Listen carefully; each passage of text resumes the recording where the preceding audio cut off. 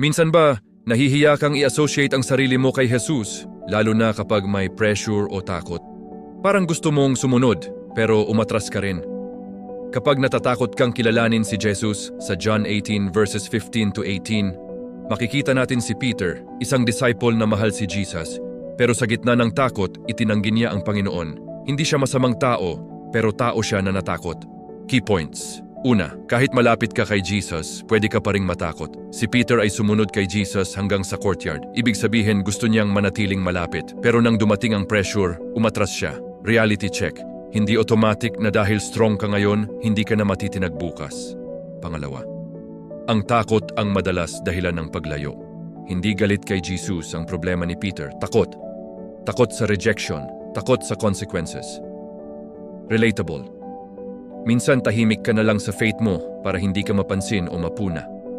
Pangatlo, Jesus already knew and still loved Peter.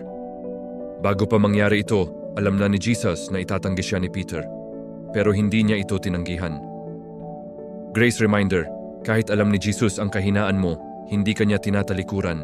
Reflection. Tanong sa sarili, saan ka natatakot i-stand ang faith mo? Sa workplace? Sa pamilya? Sa mga kaibigan? Hindi ka nag-iisa. Kahit si Peter dumaan diyan. Pero ang magandang balita, hindi natapos ang story niya sa denial. God's grace is bigger than your moment of weakness. Wisdom points.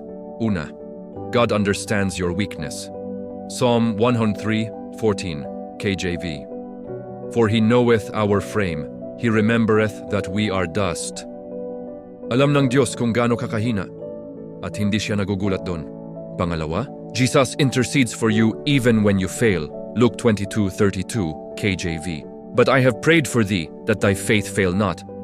Ipinapanalangin ka ni Jesus kahit sa moments na nadadapa ka. Pangatlo, you can return and be restored. 1 John 1:9, KJV.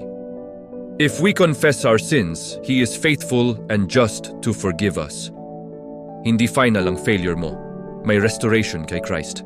Short prayer, Panginoon, salamat po na kilala ninyo ako kahit ang kahinaan ko. Sa mga pagkakataon na natatakot akong tumayo para sa inyo, patawarin ninyo ako.